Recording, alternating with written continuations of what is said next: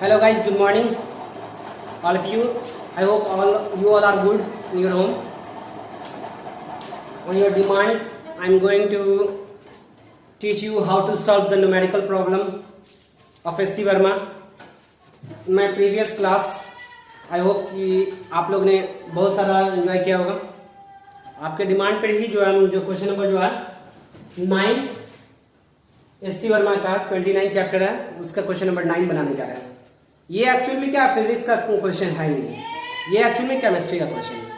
अब जो है क्या कि आप लोग का केमिस्ट्री बहुत ही वीक होता है, तो इसकी वजह से आप क्वेश्चन को अटेम्प्ट नहीं कर पाते हैं. सबसे पहले हम इस क्वेश्चन को बताते हैं, क्या क्या इसका रिक्वायरमेंट है उस बात को भी बताएंगे, और इस क्वेश्चन को कैसे एंजॉय करेंगे वो देखिए.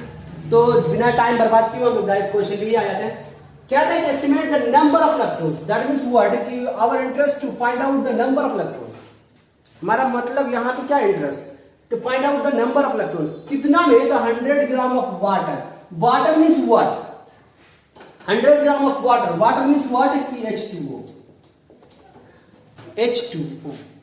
अब आते हैं हाउ मच, कितना, much is the total negative charge. Negative charge कहने का मतलब कितना इलेक्ट्रॉन होगा.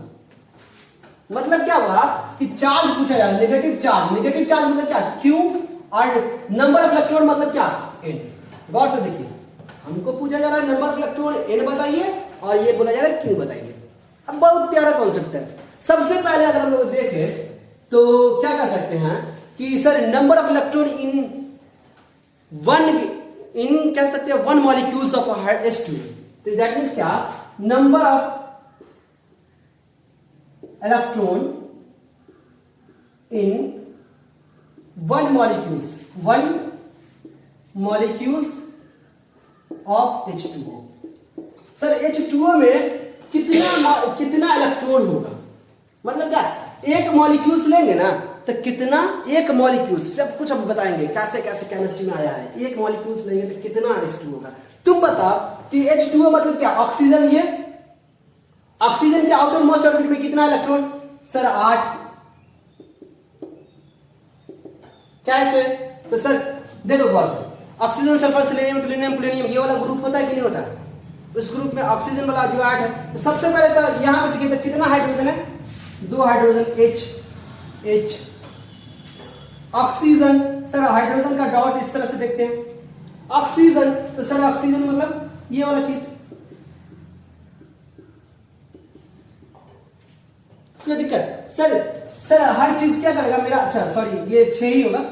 तो ये चीज जो होगा कि ऑक्टेट पुराना चाहेगा, और ऑक्टेट पुराने के लिए इस तरह से लेटिस स्ट्रक्चर में हम करते हैं या नहीं करते हैं. तो देखिए ये वाला इलेक्ट्रॉन का पार्टनर्स जो ये वाला भी हो जाएगा. तो इसके माने क्या कि एक इलेक्ट्रॉन हाइड्रोजन के पास होगा, एक इलेक्ट्रॉन इस वाला इलेक्ट्रॉन के पास होगा. मतलब 2 हाइड्रोजन 2 इलेक्ट्रॉन, तो इसमें क्या इलेक्ट्रॉन, 2 इलेक्ट्रॉन. अब जो बचा हुआ जो है 8 इलेक्ट्रॉन किसका है, 8 इलेक्ट्रॉन, ये जो है 8 इलेक्ट्रॉन ऑक्सीजन का, 8 इलेक्ट्रॉन.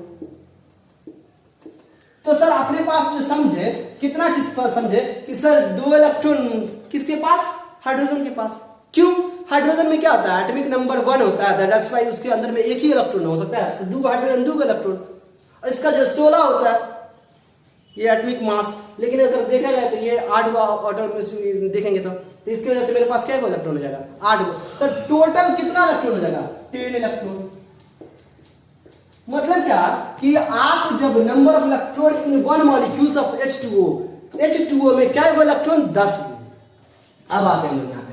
सर आप लोग को पढ़ाया गया होगा केमिस्ट्री में number of mole. Number of mole का फॉर्मूला क्या बताया था, मास इन ग्राम बटे मॉलिक्यूलर वेट. इससे ज्यादा थोड़ी कुछ बताया जाता है. तो सर मास इन ग्राम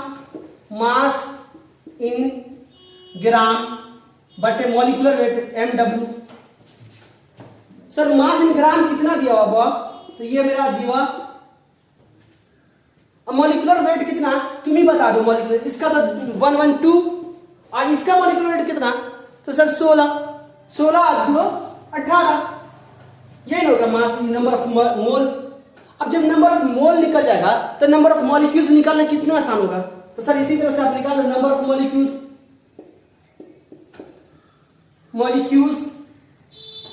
इन 100 ग्राम वाटर।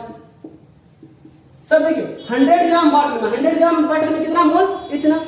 100 ग्राम वाटर में कितना मॉलिक्यूल्स, तो सर आप बता दो क्या होता है, number of mole into Avogadro's number, होता या नहीं होता।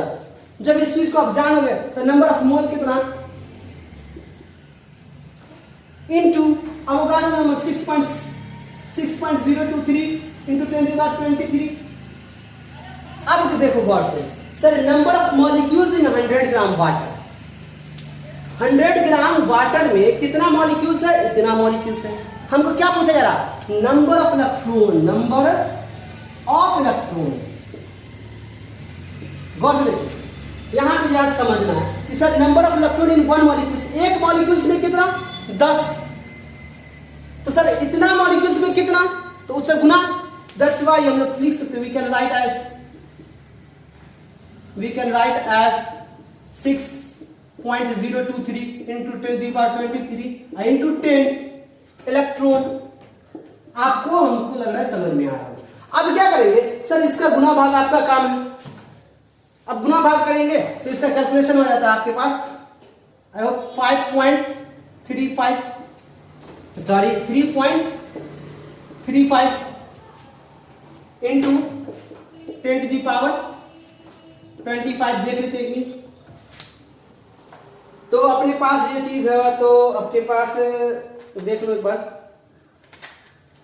हमारे पास हो गया 100 into 6.023 into 10⁻23 into 10 divided by ये 18, 3 सही है। तो अपने पास ये 25 ये होगा मेरे पास, ये सही है अपना डाटा। तो ये मेरा नंबर ऑफ इलेक्ट्रॉन, तो नंबर ऑफ इलेक्ट्रॉन को किस चीज से रिप्रेजेंट करते हैं, क्लियर हुआ। जब ये चीज आप समझ जाते हैं, सपोज करो ये चीज आप समझ गए, तो अपना अब दूसरा इंटरेस्ट क्या है, क्यों निकालना। और क्यों निकालने के लिए आप करेंगे क्या, देखिए तो आप कहां से चले जाएंगे क्यों निकालने के लिए। क्यों निकालने के लिए आपके पास कौन सा रिलेशन है, याद करो, थोड़ा सा बैठ जाके याद करो। अगर मान लो कि नहीं समझ में आ रहे, नहीं याद, तो आप क्या करेंगे, हमारे चैप्टर मतलब कह सकते हैं प्रीवियस में टॉपिक में पढ़ाए थे क्वांटाइजेशन ऑफ चार्ज। तो सर क्वांटाइजेशन ऑफ चार्ज में क्यू बराबर एन। सर क्यू निकालना है, एन दिया हुआ है, ई दिया हुआ है, तो कितना है एन 3.35 इंटू 10⁻25 इंटू ई कितना है सर, ई है 1.6 इंटू 10⁻−19। सर चूंकि बोला जा रहा है इलेक्ट्रॉन है, तो इसकी वजह से यहाँ पे क्या रहेगा सर, नेगेटिव। प्रोटॉन होता तो पॉजिटिव। सर ये किसका यूनिट होगा, कूलम। अब इसी चीज को हम लोग करना क्या है सर, इसको हम लोग को मल्टीप्लाई कर देना 1.6 इंटू 10⁻−19 तो हमारे पास आ जाता है 5.35 इंटू 10⁻3। तो अपना कैलकुलेशन एक मिनट वेट कीजिए, 535,377 तो 30। आई होप ये तो नहीं हो सकता है, तो हमारे पास आएगा कैसे, तो हमारे पास इससे कैलकुलेशन करेंगे, तो जो भी कैलकुलेशन हो आपका, हमको तो यहाँ पे आ रहा है कितना 535,377 ये हमारा आ रहा है। अब क्या होगा कि अपने मर्जी से अगर हम लोग क्या कर सकते हैं 5.1 2 3 4 5 6 10⁻6 करेंगे तो हमारे पास क्या आ जाएगा, तो 1 2 3 4 5 6, तो ये वाला 5.35 इंटू 10⁻6 ये मेरा ये कूलम चार्ज हो गया, ये मेरा आंसर हो जाएगा। That's all, thank you, have a nice day.